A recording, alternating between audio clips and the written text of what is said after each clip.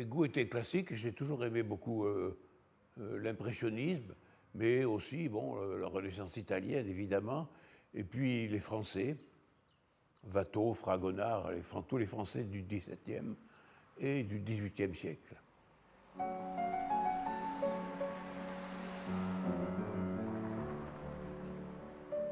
Quand j'étais aux arts décoratifs, j'ai commencé à aller voir dans les galeries d'art, et j'ai trouvé quand même que l'art contemporain partait dans tous les sens, et surtout dans un élan de déconstruction. C'est comme si la culture avait été suffisamment élaborée et suffisamment en place, avec suffisamment de production, pour qu'on puisse jouer avec la totalité de la peinture. Jouer contre, jouer à l'intérieur, jouer à côté, etc. Ça donne du champ, dont on voit que quand il est peintre classique, ce qu'il fait, ce sont des tableaux teints sans grand intérêt, et qu'à partir du moment où il fait les ready-made, il y a autre chose qui arrive. Donc moi, ce que je cherchais, c'était un peu dans ce sens-là.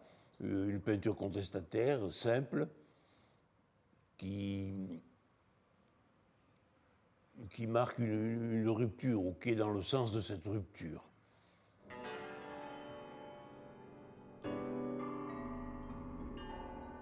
Comme Duchamp aimait un porte-bouteille, moi j'ai mis mon nom et mon prénom et ma fonction, et ça suffisait pour faire un grand tableau sur un drap tamponné qui avait beaucoup de force plastique.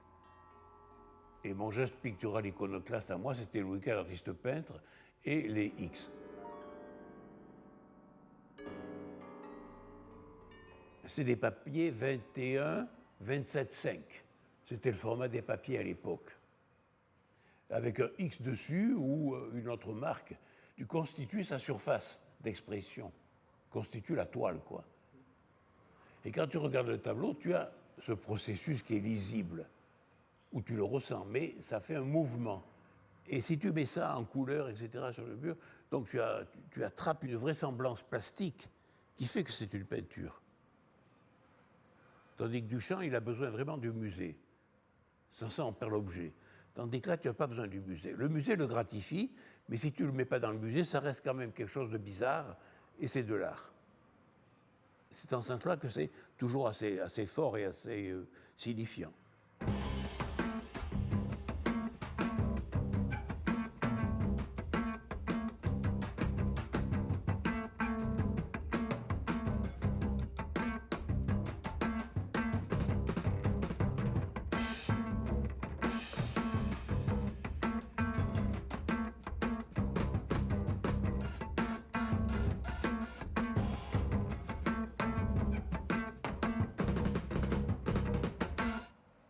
Après, j'ai fait les tampons muets, comme ça, c'était assez joli, avec un rapport avec le sensuaire, ça venait tout seul, une impression.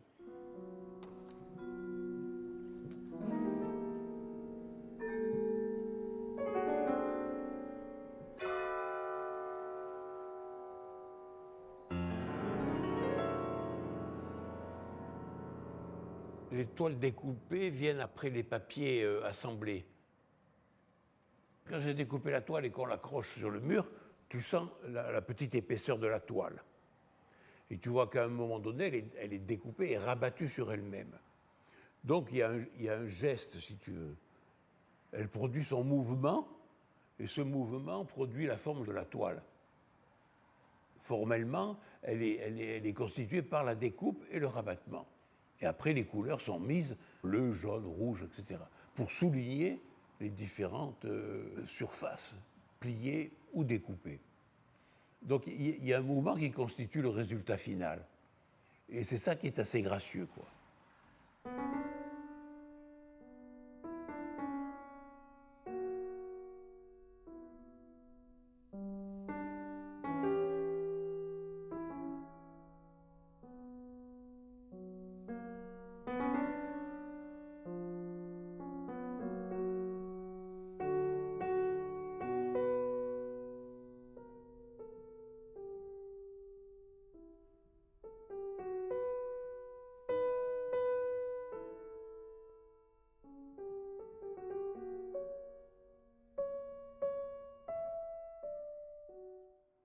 Quand je fais ces tableaux à toile découpée, des fois, avant de peindre, j'essuie le pinceau et je vois que ça fait un dégradé. je me dis, tiens, on pourrait faire des toiles dégradées. Mais si je fais les toiles dégradées avec les toiles découpées, ça introduit une perspective. Et je n'ai pas envie de faire des toiles avec de la perspective. Alors je cherche quelque chose où la couleur serait présente et justifierait le mouvement de découpe et de rabattement. C'est ça les sols mûrs.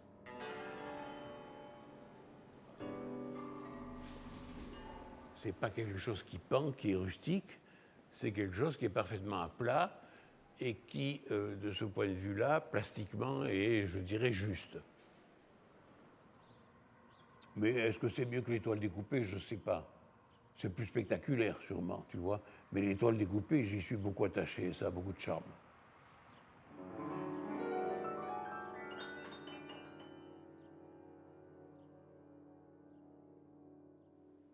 C'était un moment jubilatoire, tu vois, de pouvoir prendre les matériaux du châssis et d'inventer de l'art avec. Mais encore faut-il que ce que tu fais avec ça, ça soit de l'art. On ne décide pas que c'est de l'art, c'est les autres qui le font pour toi.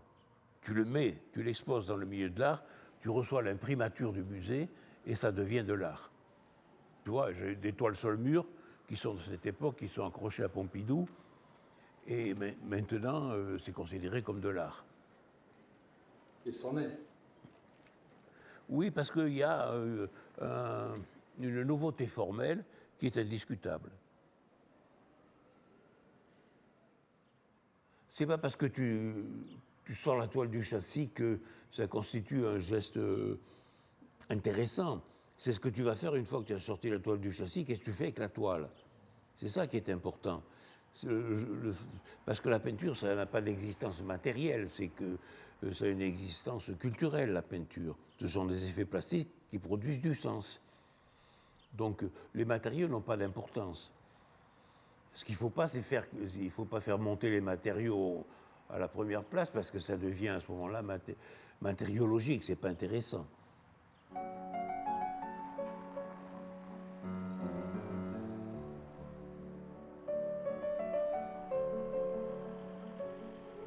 Dans les années 60-70, il y a plusieurs mouvements de peinture qui occupent la scène picturale en France. Il y a l'école de Paris finissante, il y a l'art cinétique, il y a l'art conceptuel, le minimal art. Et disons quelques autres écoles comme ça, peut-être moins connues.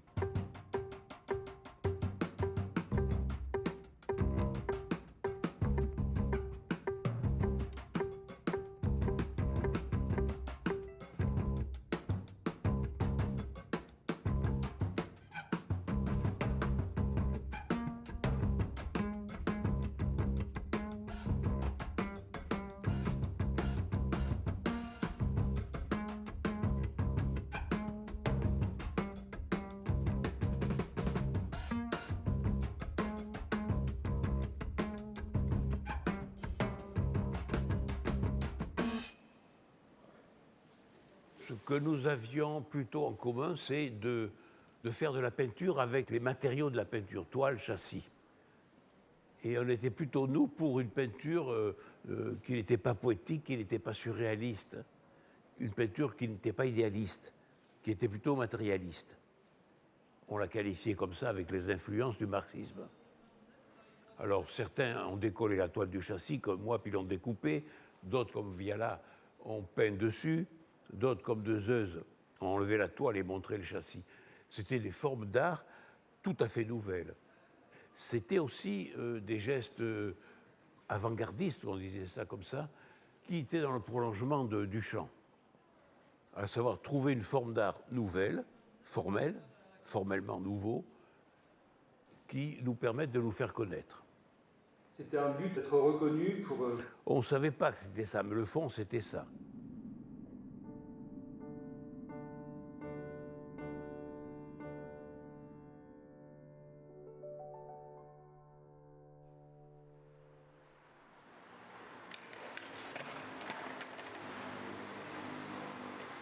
C'est à ce moment-là, en 70, au MAM de Paris, que le label Support Surface va être créé. Est-ce qu'il y avait besoin de labelliser, de créer une entité du mouvement? En fait, on avait besoin de se faire connaître pour qu'on approuve notre travail. C'est un processus classique, si tu veux, tu vois. Donc les institutions qui sont un peu ventre mou comme ça, nous ont permis d'exposer dans leurs locaux, et c'est comme ça qu'on s'est fait connaître. Les institutions en France sont toujours très réticentes à soutenir les artistes français. À l'époque, et maintenant encore. Ils sont sous le joug idéologique et culturel des Américains. Tu vois, les institutions aiment bien ceux qui font la même chose tout le temps. Pour moi, si tu veux, l'archétype, c'est Soulages. Comment on peut décider qu'on va faire toujours un tableau avec du noir? C'est se priver des couleurs, d'une aventure, d'une difficulté à les assembler, d'une profondeur, d'une sensualité, c'est se priver de tout ça. Le travail de la matière, parce qu'il travaille avec beaucoup. C'est ignoble. C'est une confusion ignoble.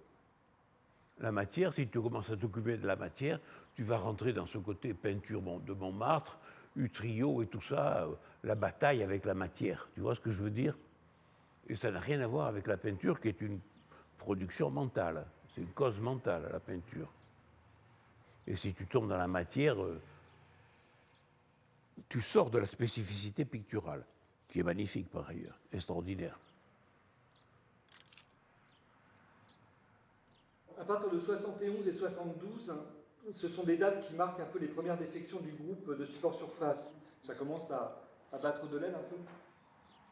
Ben, écoute, c'était simple, et on était un peu dispersés en France, beaucoup dans le Midi et à Paris, et on se retrouvait pour les expositions, chacun amenait ses œuvres, et on les accrochait, et ça marchait bien.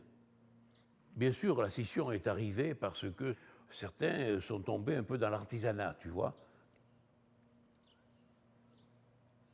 À Paris, on est pour avoir des rapports avec les intellectuels écrivains. On crée une revue qui s'appelle Peinture et théorie, qui s'occupe de parler de l'art, etc. C'est un refus de tout ce qui est peinture militante, de tout ce qui est surréaliste, tout ce qui est peinture poétique ou sociologique. Nous, on a plutôt élaboré une pensée matérialiste. On partait de la description du tableau. Et on pensait que cette description formelle était plus intéressante à mettre en place qu'un discours poétique ou un discours sur l'artiste. C'était mieux, par exemple, si tu parles d'un tableau de Cézanne, que tu t'intéresses à la touche de Cézanne, à la façon dont il met des perspectives dedans, au rapport de couleurs entre elles. Donc on regardait le tableau et on décrivait le tableau. Et à ce moment-là, tu vas voir si ça produit des connaissances. C'est le rôle de l'art de produire de la connaissance. Si tu regardes un Cézanne, tu es emballé par les rapports de couleurs, tout ça, tu sens que c'est sensuel. À ce moment-là, tu décris le tableau et tu vois qu'il y a des camailleux de gris, de vert, etc., qui sont juxtaposés, qui sont posés en étant, je dirais, lissés, d'autres qui sont râpés, etc. Et tout ça, ça produit un effet de sensualité certain. Donc, la peinture peut produire des effets de sensualité. Il faut voir qu'à l'époque, le PCF était d'une grande importance culturelle en France. Très, très, très grande. Avec beaucoup de revues. Il dominait la scène intellectuelle française. La Nouvelle Critique, les lettres françaises, tout ça, ça avait un poids énorme. Nous avons attaqué ces dinosaures. On est aux alentours de 73, Biolay c'est parti, Daniel Dezeuze aussi, Pincemin s'en va en 73, et tout le monde part faire ses expositions dans son coin. Qu'est-ce qui est devenu support surface? Eh bien, support surface, ça existe toujours. On expose toujours ensemble dans des institutions qui le demandent. On prend des tableaux anciens et on les met ensemble. Ça couvre quelques 5-6 ans, tu vois, de production picturale, et on est d'accord pour exposer ensemble. Mais les gens, quand ils veulent des expositions support surface, ils veulent des pièces historiques. Donc, on ne met pas les dernières pièces qu'on a fait qui sont dans cet esprit-là. Moi, il m'arrive de faire des tableaux avec l'esprit support surface. C'est un état d'esprit.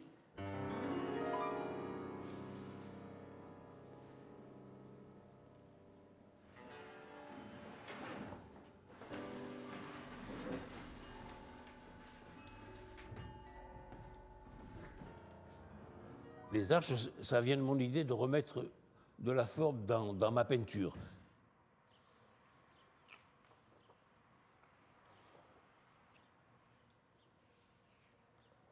Voilà, ça c'est les arches. C'est Brunelleschi, c'est l'hôpital des Innocents à Florence. C'est une répétition d'arches comme ça, tu vois, on dit parfaitement proportionnées. Et quand tu regardes ça, c'est assez intéressant parce que c'est abouti comme forme.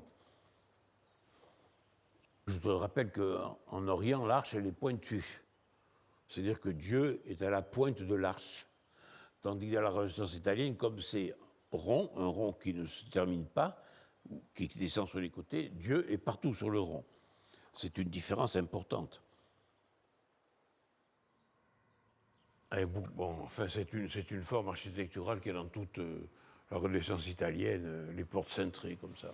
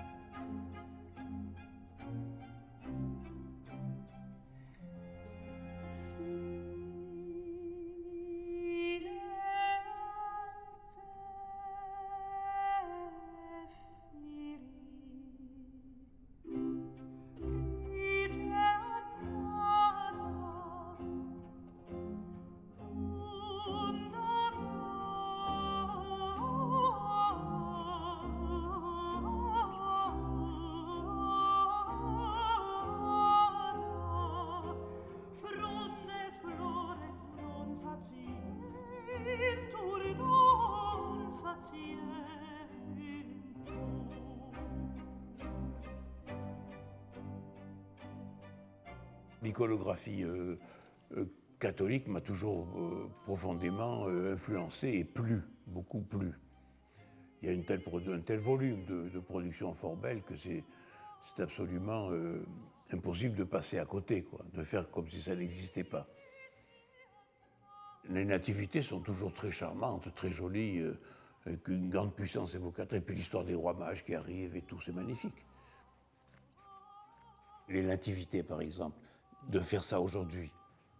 C'est une thématique qui est complètement caduque, et pourtant c'est un sujet très classique dans l'art. Donc ça m'a intéressé de recharger notre époque avec de l'iconographie catholique, oui, bien sûr.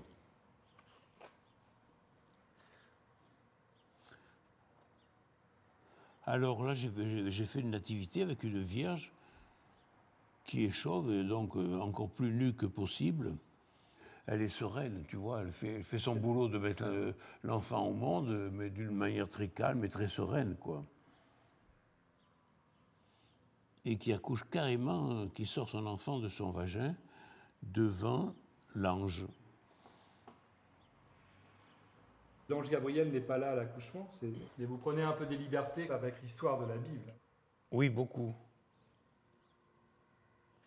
Je ne sais pas si c'est bien ou pas, mais je le fais. Je l'ai fait.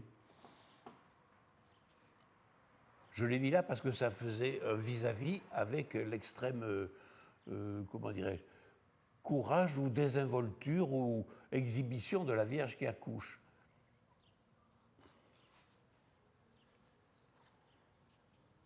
Celui-là est bien. Il y a plusieurs vitesses de peinture dedans, tu vois. Les mains de l'ange, tout ça, le visage, c'est quand même un peu dessiné, c'est pas n'importe quoi.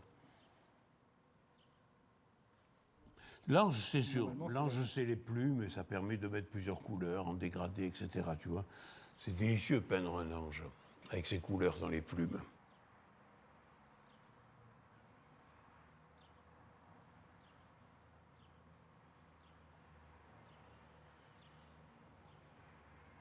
Là, la Vierge, elle est stupéfaite d'apprendre qu'elle est enceinte.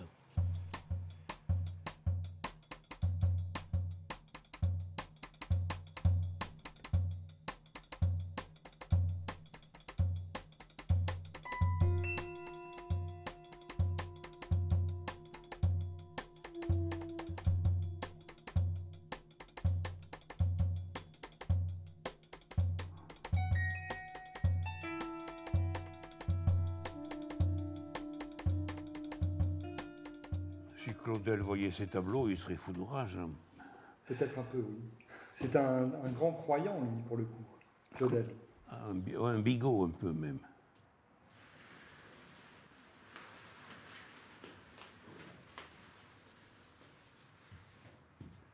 Ce qui m'intéressait dans les premières, c'était de les positionner comme quand elles défilent dans un concours de beauté. Tout aligné, quoi. Et de transcrire peut-être, avec une peinture expressionniste, leurs humeurs intérieures. C'est un peu ça. Et en même temps, comme c'était souvent peint avec les mains, le pinceau, avec des projections de peinture, j'y éprouvais du plaisir. Mais évidemment, il faudrait voir si le résultat de ce plaisir est picturalement valable. Et c'est pas sûr. Il n'y en a pas beaucoup de réussis parce que c'est très dur. Quand il y en a beaucoup qui sont ratés, où tu vois les névroses qui passent, où tu vois le naturalisme qui passe, tout ça, il ne faut pas que ça passe. Il faut que ça reste sublimé. Il faut que ça reste sublimé pour que ça soit réussi.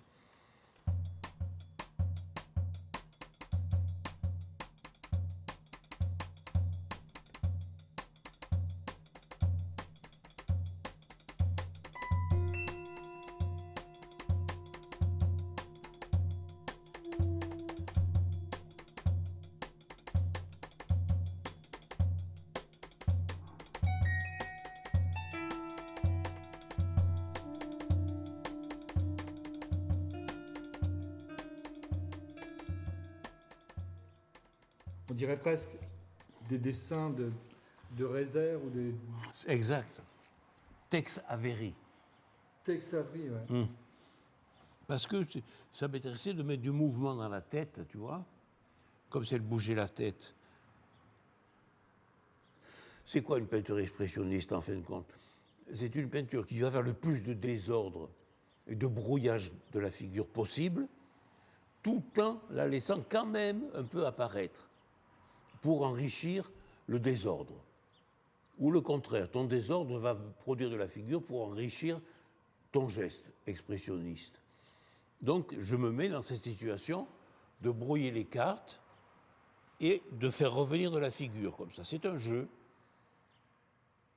C'est un geste d'enfant gâté. Parce que s'il n'y a pas toute la peinture figurative pour le faire lire, ce geste, personne ne peut le lire. C'est la façon de peindre expressionniste que j'ai employée qui a produit une image expressionniste, évidemment. Mais il y en a qui sont peintes d'une manière très calme et très, très figurative.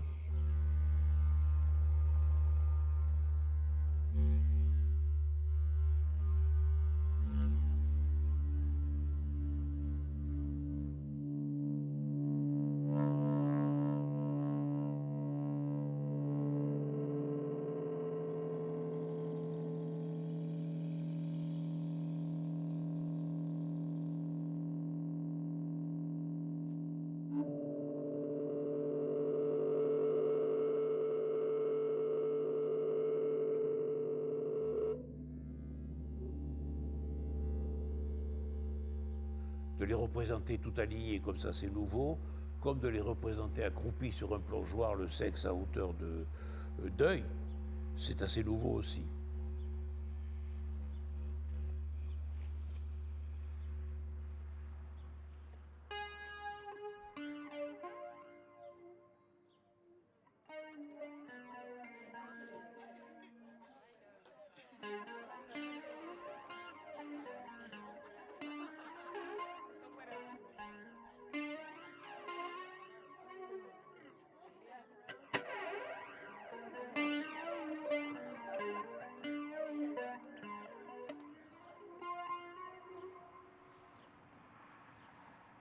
Je suis passé des femmes accroupies aux femmes d'Alger, naturellement, tu vois.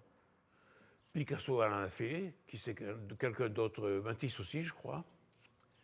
Et bien voilà, je vais voir ce que je peux faire de ce côté-là. Peindre les femmes d'Alger ou peindre un déjeuner sur l'herbe, ça m'intéressait. Tu vois, le déjeuner sur l'herbe, je vois, il a l'influence cézannienne. Il a une femme très stylisée avec un sexe énorme, très... Ben, c'est ce que je vois, oui. Très, très beau d'ailleurs.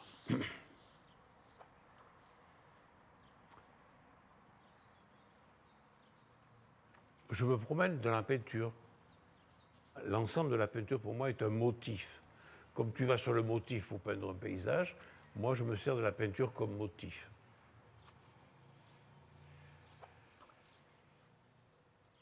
Picasso m'intéresse beaucoup. Hein. C'est un immense peintre. Et il ne faut pas faire comme s'il n'avait pas existé.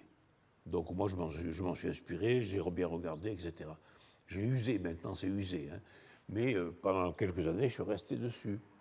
Ça m'a permis de faire Carnifex. Je pense par exemple pendant un an ou deux au Guernica, je me dis quand même, il n'y a rien sur le goulag, c'est un truc qui a traumatisé notre époque, c'est des millions de morts. Et je me dis peut-être qu'il faudrait un jour essayer de faire ça. Quelque chose qui rassemble un peu, façon BD même, tu vois, qui rassemble un peu tous ces drames du siècle précédent. Et puis, bon, quand j'ai la folie ou le courage, hop, je commence le tableau. Tu as la guillotine, tu as les camps de concentration, après tu as la Gégène en Algérie, après tu as Pol Pot, après tu as le napalm, les hélicoptères russes en Afghanistan, et ça se termine par une lapidation.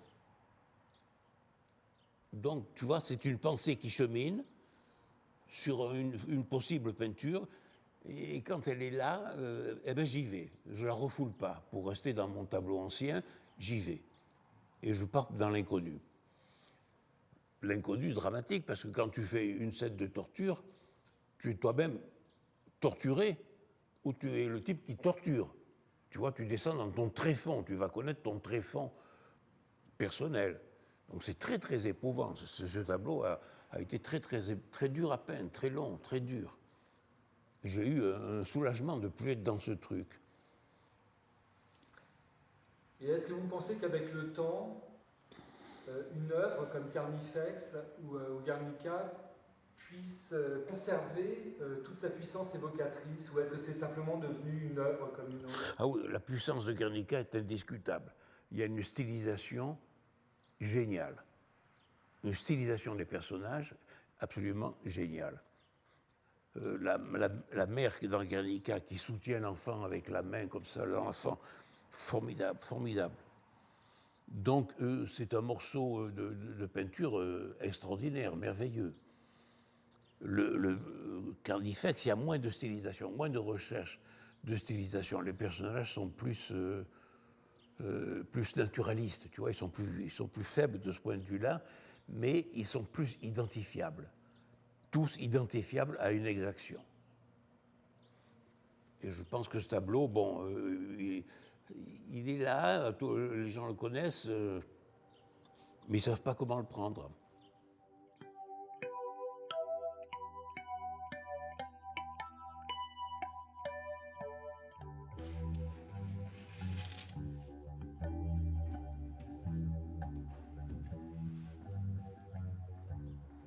Ces fleurs viennent des fleurs de Manet, qu'il peint à la fin de sa vie.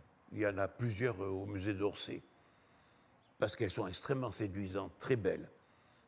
Il y a des reflets dans le vase, les fleurs sont peintes rapidement, mais elles sont magnifiquement peintes, quoi. C'est vraiment du très très grand art. J'ai été séduit par ces tableaux et j'ai cherché à les mettre en série pour que de l'une à l'autre, il y ait des différences et que le regard puisse lire ces tableaux à travers la recherche des différences. Contrairement à ce que fait Warhol, où tous les tableaux, quand il les multiplie comme ça, sur un seul tableau, ton regard ne tombe tout de suite quand tu as vérifié au deuxième tableau qu'il était la même chose que le premier. Moi, au contraire, ce que j'ai cherché à faire, c'est mettre des petites différences qui te permettaient de le lire. Il y en a qui sont peints sur des reproductions en jet d'encre du tableau de Manet. L'impression jet d'encre, c'est un peu comme une sérigraphie, tu vois. Ça laisse une trame. Avec la peinture à l'huile dessus, ça rendait le tableau ou la surface peinte plus mystérieuse. On regarde comment c'est fait.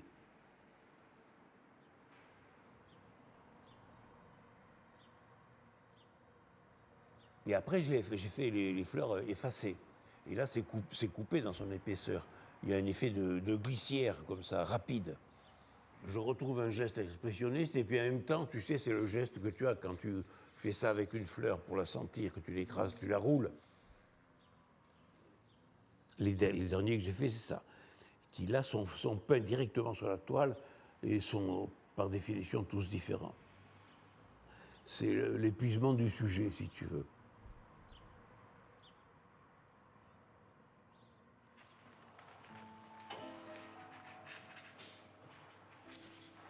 Monet est un moment de la peinture qui représente un temps de jubilation.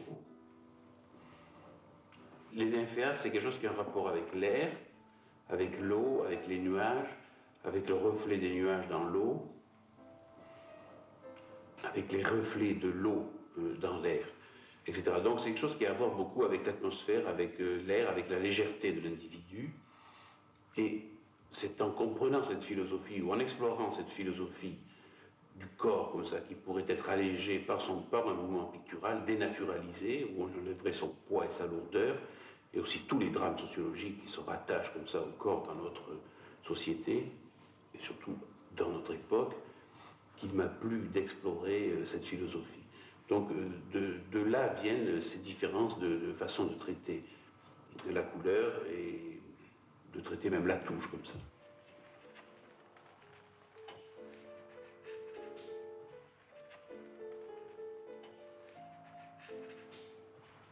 L'atmosphère, l'espace qui traverse cette peinture, puisqu'il y a des trous dans les grillages comme ça, peuvent être considérés comme un rabattement de la perspective, c'est-à-dire qu'il n'y a plus de point de fuite, plus d'horizon, mais il y a une traversée de l'atmosphère et de l'air à travers le support. Est-ce que c'est suffisant pour dissoudre la matériologie du support? Quand je regarde les tableaux, peut-être. Je crois que peut-être là, il se passe quelque chose d'intéressant.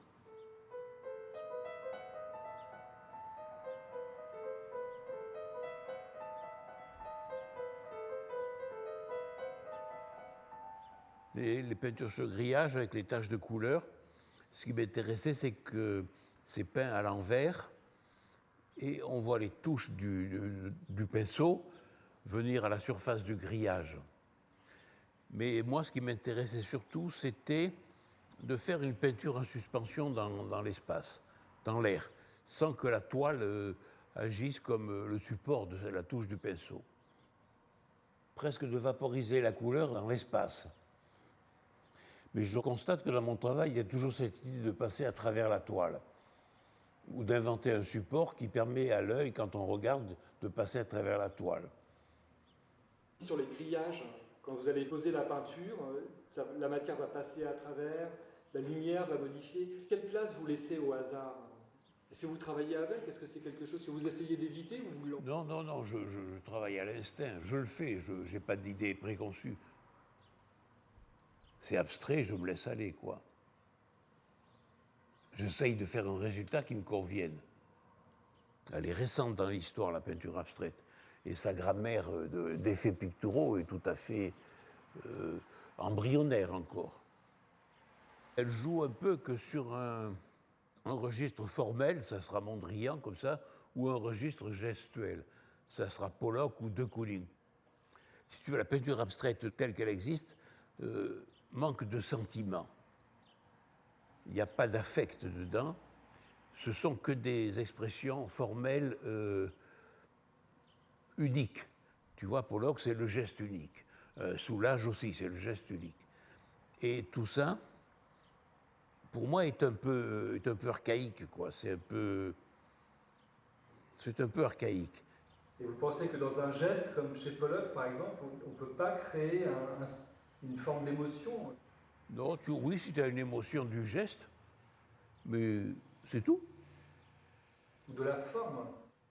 Le geste, la forme.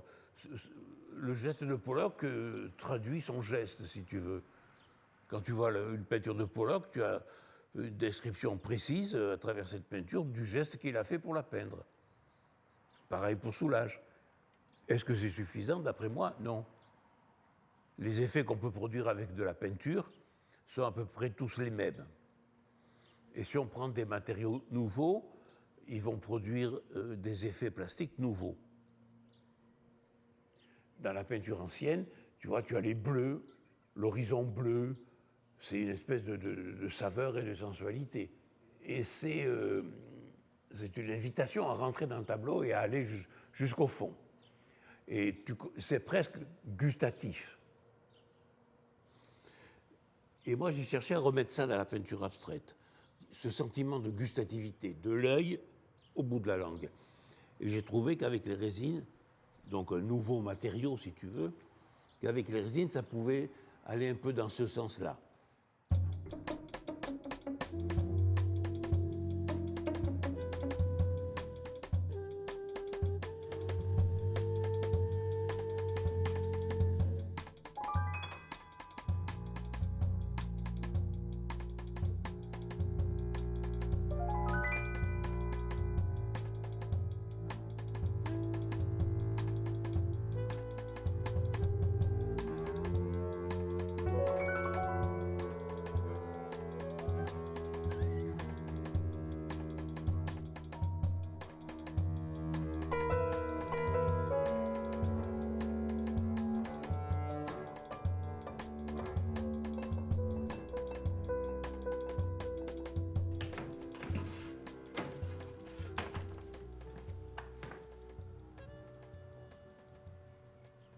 Donc là, selon vous, ça fonctionne, ça apporte... À mon avis, c'est un peu réussi, oui.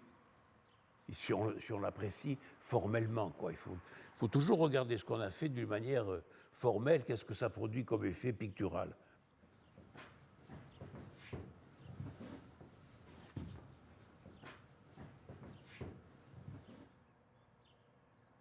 Je cherche, je peux prendre des formes anciennes comme les toiles tamponnées anciennes et peindre un bouquet de fleurs dessus.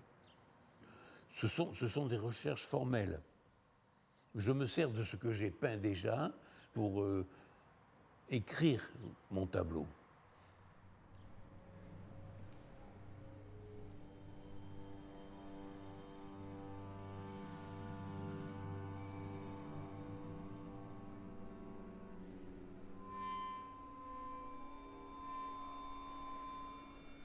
Il y a beaucoup de tissus du XVIIIe siècle, avec des broderies donc de cette époque, qui ont un caractère d'extrême finesse et de rapport de couleurs entre elles très civilisé, très élaboré. Et ça m'appelait à peindre par-dessus, quoi, à imiter ce rapport de couleurs. Donc vous les intégrez dans une composition ou est-ce que... Non, je peins par-dessus. Une nymphéa peut-être. Je suis séduit. Je suis amoureux de la broderie et je fais une peinture comme ça dessus. C'est simple, je me laisse aller, quoi.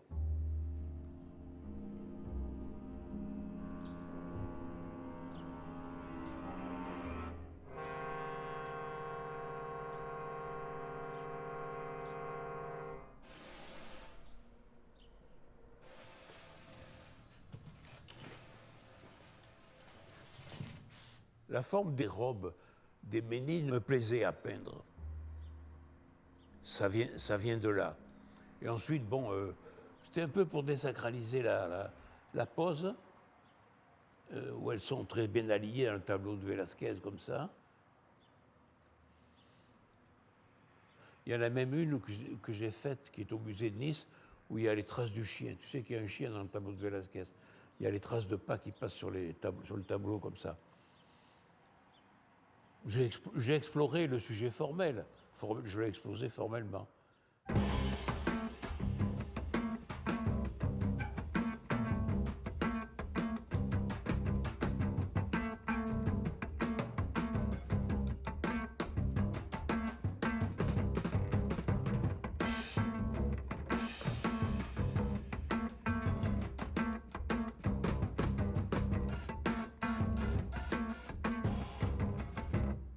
Puis à la fin, ça se gâte, c'est complètement abstrait, quoi. Je fais évoluer mon motif. Ça fait longtemps que j'en ai pas fait. Ça vous manque? Non, pas pour le moment. Mais j'en fais un peu qui sont comme ça en ce moment avec les femmes accroupies. Là, elles sont sur le châssis. Celle-là, on reconnaît que c'est une Ménine. Mais là, elles sont sur un plongeoir. c'est pareil, tu vois, c'est la même façon de peindre. Là, tu as un fond très classique dans les Ménines, tu as un fond très classique, et puis tu as les Ménines accroupies qui sont un peu barbouillées. Mais là, tout est barbouillé. C'est torché. C'est torché, c'est vite peint, c'est arraché, les repentirs sont visibles, la figure est traitée pareil que tout le reste. Je remets de la figure sur un geste abstrait, pour faire croire, tout ça est un mensonge et un leurre, pour faire croire que c'est venu dans le même mouvement. Et c'est ça qui est assez intéressant, que la figure apparaisse presque malgré elle. Il y a un truc en plus dans ces tableaux, c'est que c'est comme s'il y avait beaucoup d'espace, beaucoup de largesse. On peut peindre n'importe comment, ça se rend quand même encore de la peinture. Et le peindre n'importe comment, ça suggère l'extrême maturité et l'extrême liberté de l'artiste. Et ça ne peut tenir que si la figure, elle vient par-dessus, instruire la forme expressionniste qui est derrière.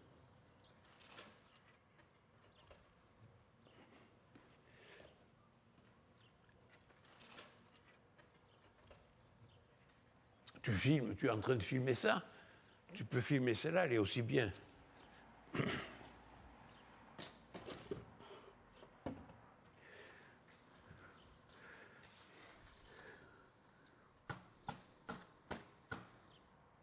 C'est plein de bonne humeur.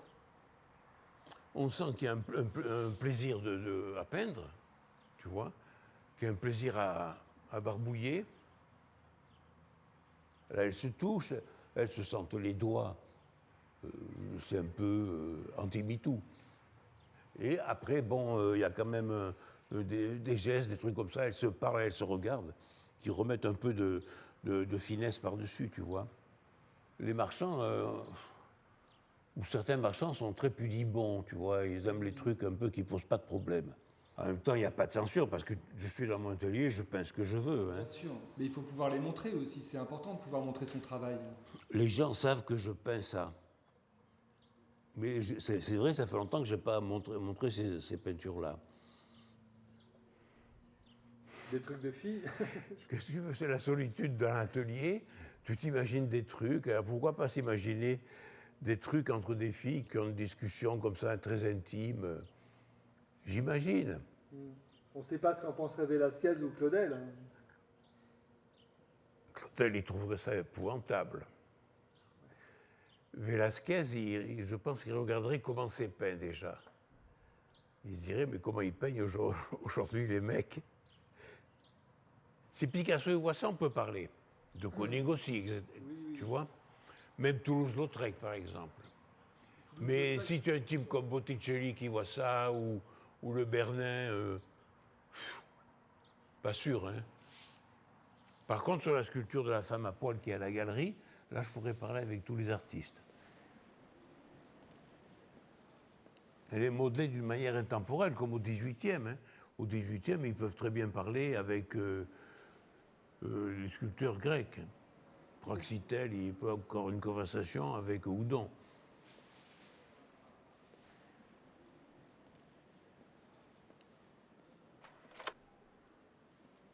Est-ce que le nu ou la nudité, ça renvoie forcément à la sexualité?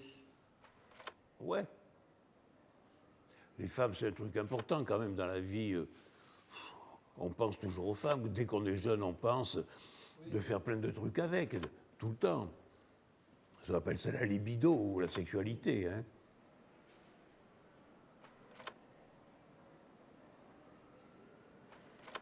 La sculpture, c'est pas beaucoup sublimé. Quand tu fais un corps de femme à poil, tu fais une femme à poil, identifiable et reconnaissable. Donc, c'est pas sublimé. Moins sublimé que la peinture. Et il faut que le résultat plastique que tu en donnes, il y ait de l'esprit, de la sensualité, un rapport avec l'histoire du corps féminin, sculpté, un rapport avec la nudité, parce que tu ne vas pas faire une femme habillée. Les Grecs ont fait des plis partout, sans arrêt. Donc, c'est vraiment un rapport avec l'histoire de l'art quand tu fais une sculpture d'une femme à poil, tu vois. Et moi, je me suis dit, mais quand même, on va essayer de faire une femme nue dont la seule nudité serait le motif nécessaire à construire cette sculpture. Il n'y a pas ça dans l'histoire de la sculpture. Il y a peut-être le regard aussi, parce que sur l'Olympia ou sur, par exemple, le déjeuner sur l'herbe, la femme nue regarde aussi le spectateur. Et ça, c'est Oui, elle est assise, elle se montre moins, elle est moins frontale. Tu vois, elle est habillée par sa pose assise. Dans la sculpture grecque, elle est habillée par son drapé. Si elle est Diane Chasseresse, elle est habillée avec son arc et son mouvement. Il n'y en a pas, je te dis. Cherche-moi une, tu me la montres. Il y a une sculpture de Bailleul qui date des années 10, qui s'appelle L'été. Au jardin des Tuileries. Oui, c'est ça, Oui, oui. Bailleul n'est pas très loin de ça, mais il y a toujours un mouvement, un déhachement. Si tu veux les mains écartées comme ça, elle a une pose qui l'habille. Dans la mienne, il n'y a pas de pose qui l'habille. Je l'aurais imaginé à côté du David de Michel-Ange. Ils iraient pas mal ensemble, non?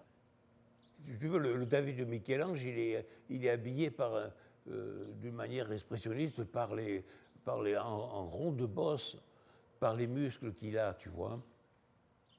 Ils ont encore, à cette époque, ils ont encore la préoccupation de la vérité. Tandis que celle-là, elle est lisse de partout, il n'y a même pas un pli de peau. La mienne, je veux dire.